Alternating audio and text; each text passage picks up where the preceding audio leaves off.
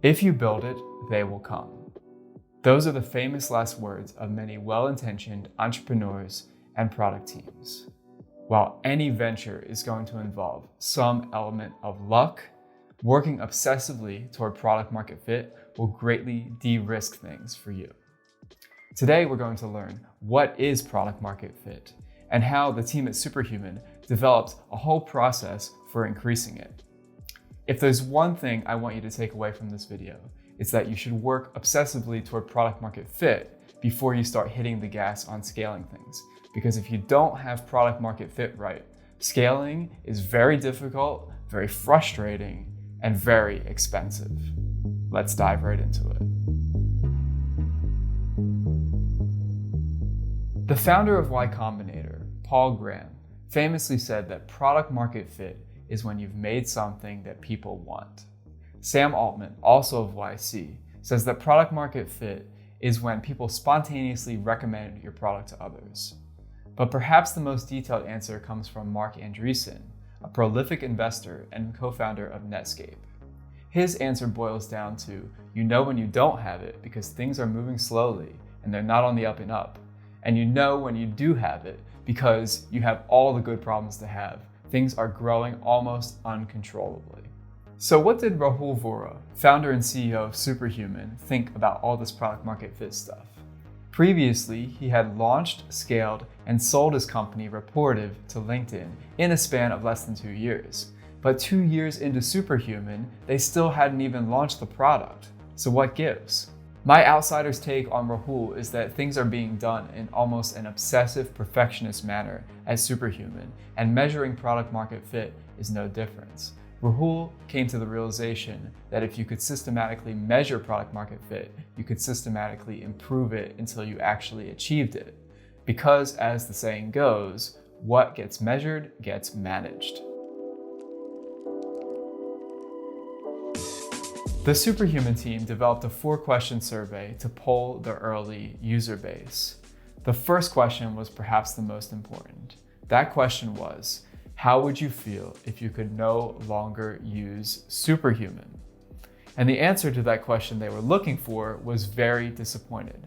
They were looking for the people who said, I would be very disappointed if I could no longer use Superhuman because I'm super passionate about what Superhuman does for me. Sean Ellis, who ran early growth at Dropbox, did a survey of about 100 companies. He found for those companies that asked that question, if their customer base answered very disappointed more than 40% of the time, they had very few issues scaling. If they answered that question very disappointed less than 40% of the time, that company had a lot of issues scaling. So 40% very disappointed seemed to be the magic number. In early 2017, the Superhuman team only had a beta version of the product. It had barely even launched. And when they ran the question the first time, they had a low percentage rate of only 22%. So they knew they had a lot of work to do. Now, the Superhuman team didn't stop with that one question. They actually asked 3 other questions in the survey. So the second question was this: what type of people do you think would most benefit from Superhuman? And what's really interesting about this question is people who really like the product actually tend to describe themselves instead of another person. So this gives you deep insights into the customer personas, what they're thinking about, and the messaging that resonates with them, because they're speaking about the product in their own language. The third question was, what is the main benefit you receive from Superhuman? The answer to this question will tell you about the features in the product already that are most important to the user. And the fourth question was, how can we improve Superhuman for you? This question will tell you about the features in the product that the user would really like to see that do not exist yet. So if you went out and you ran these questions by your existing user base, and that existing user base was made up entirely of your friends and family, it might be likely that you would actually have a product market fit score above 40% already. But don't get too excited, because when you ask your friends and family about these types of things, typically they're lying to you. If you actually went out and asked actual users, the product market fit score, the very disappointed users would probably be less than 40%.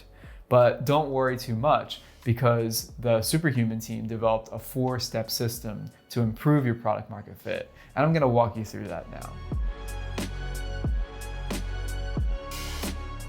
The first thing we want to do is segment our users into different personas. So we want to look at all of the responses and figure out which user persona each response falls into.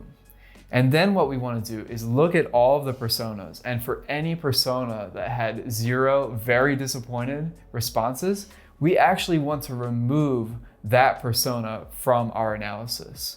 So what we're going to have left is only personas that have at least one very disappointed user. Now, if we only had maybe one person in a persona, we probably want to go out and collect a few more responses from that persona. So make sure we have a few responses from each persona, and that all of the remaining personas have at least one very disappointed response. Once we have removed those very disappointed personas, we actually want to recalculate our very disappointed percentage. So when Superhuman did this, they originally had 22% very disappointed from all of the responses. But when they removed those non-very disappointed personas, the rate jumped up to 33%. But just because we removed some personas and did a little math, doesn't really mean that we have product market fit now. We actually really have to start diving deep and starting to understand our customers a lot better. And the best thing to do is to go deep into our personas. We can use something like the high expectation customer framework to make a very deep persona. And the other thing we can do is we can look into the answers to question 2 to get a real sense for what our users care about and how they would describe themselves. Just because we've dug into these personas doesn't mean we're done. Remember, our goal is to get to product market fit. So what we're going to do now is try to understand why our superfans really love the product and what's keeping people from becoming superfans. So we want to ask 2 questions as we go through the personas.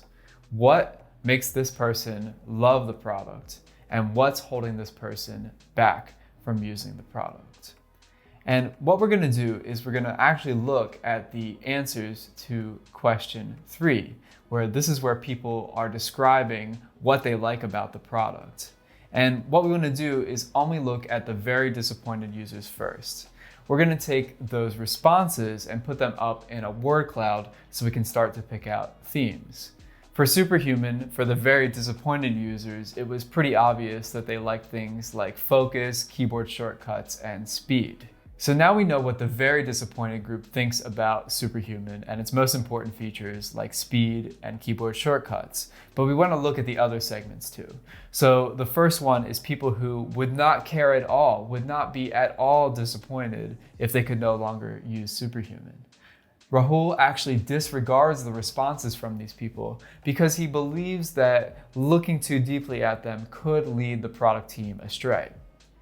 Finally, we want to look at the responses from people who said they would be somewhat disappointed if they could no longer use Superhuman. And what we want to do is segment these into 2 subgroups. So the first subgroup is people who would be somewhat disappointed, and what they care most about is speed. And we want to separate those from people who would be somewhat disappointed, whose primary benefit was not speed. The primary benefit not being speed group, we actually want to disregard those answers again, because those people don't care about Superhuman's core value prop. But for the people who said that they do care about speed, we want to zoom in on their responses. And specifically, we want to look at their answers to question 4, how can we improve Superhuman for you?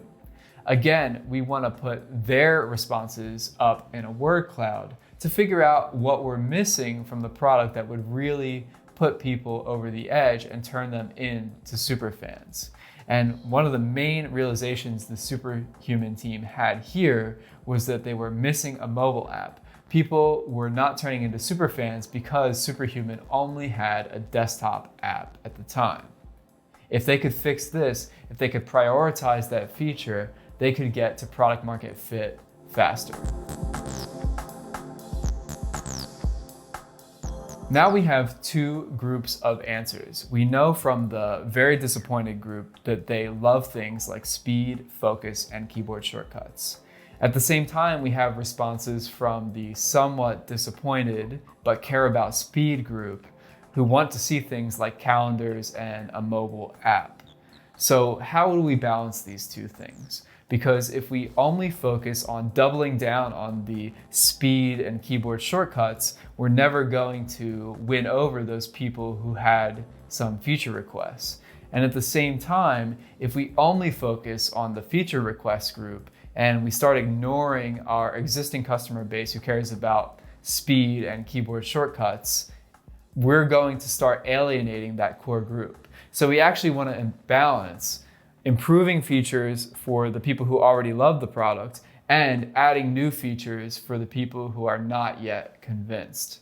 And what Rahul decided was that they actually want to spend 50% of their development effort on improving the core features that already exist that people love, and they want to spend 50% of their development effort on adding new features. This is how you balance keeping your existing customer base very happy, as well as growing the product market fit base because you've won over more and more customers. Now we've prioritized our product roadmap and the development team is hard at work implementing those features that we said were most critical while also doubling down on what is most important to our existing user base. Now, we're not going to stop there though. Product market fit doesn't just happen one time. You've got to keep doing this over and over again. So periodically, we want to take a new segment of customers, people who have never seen the survey before, and we're going to want to ask them the 4 questions, segment them, analyze their responses, and create a new product roadmap. That's how you keep working to improve your product market fit. The Superhuman team even went as far as to set a KPI for their product team, the only KPI for their product team, to increase the number of very disappointed users using their product.